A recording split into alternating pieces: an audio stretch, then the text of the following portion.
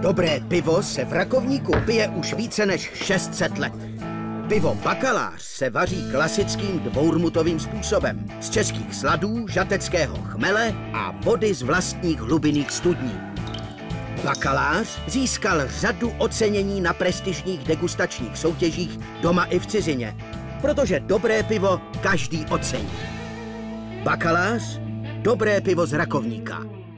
Keď sa povie Peter Lipa, málo koho napadne niečo iné ako jazz, legenda slovenskej hudobnej scény, ktorú mnohí poznajú ako neúnavného organizátora bratislavských jazzových dní, zavítala tentoraz do Gutorkúrie v Hamuliakove. Mne sa páči v Sade, kde sú ľudia, ktorí chcú počúvať hudbu. To znamená, keď tu v tejto kúrii urobili reklamu, že tu budeme spievať a prišlo toľko ľudí, tak potom to je to správne miesto.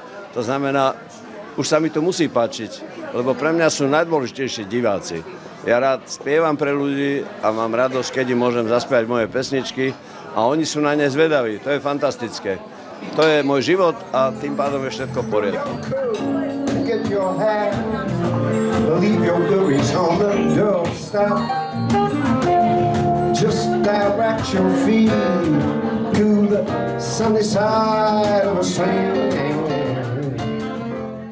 Gutorkúria v Hamuliakove, ktorá sa za krátky čas svojej existencie stala známou predovšetkým kvalitnou gastronómiou, je miestom, kde sa čoraz častejšie objavujú známe osobnosti slovenského hudobného sveta. Ako to vníma starostka Hamuliakova? Osobne som veľmi nadšená, teda poprvé poviem tou rekonštrukciou, ktorá tu prebehla a zveladila tento podnik skutočne na svetovú úroveň a čo sa týka kultúrnych podujatí a ponuky, som veľmi rada, nielen teda za seba, ale aj za našich spoluobčanov, že majú príležitosť sa kultúrne vyžiť v mieste bydliska.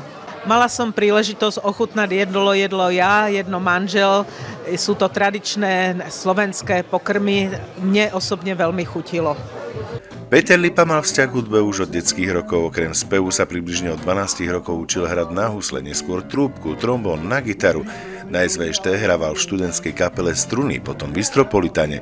V roku 1968 sa stal spoluzakladateľom skupiny Blues 5 a odvtedy sa tento otec jazzu na Slovensku vo svojich aktivitách azda ani nezastavil. Ja som tento rok oslavoval trošku nejaké okrúhle narodeniny, tak sa toho zbehlo viac. Najprv som vydal CD vlastné, radové, ďalšie, to sa volá Nola, akože to je o New Orleans, lebo tam som ho čiastočne nahrával a čiastočne v Bratislave, tak to je jedna vec. Zároveň firma, vydavateľstvo vydalo taký súhrn mojich 80 pesničiek, takže sa to volá Peter Lipa 80. No, predstavil som asi 2 nové videoklipy a ešte v septembri dokonca som vydal vinyl z toho CD 0, čiže som bol celkom plodný ako vydavateľ.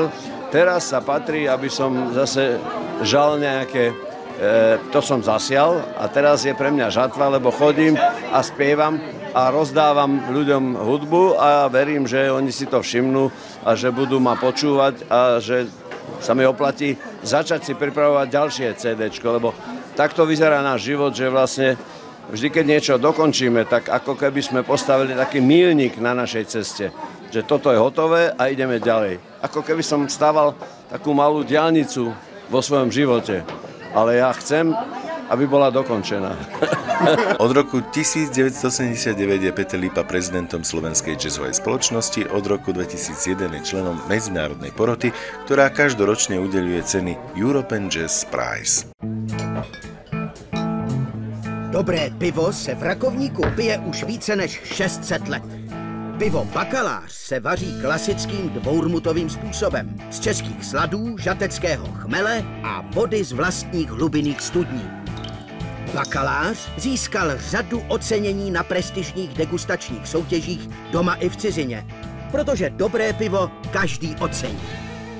Bakalář, dobré pivo z Rakovníka.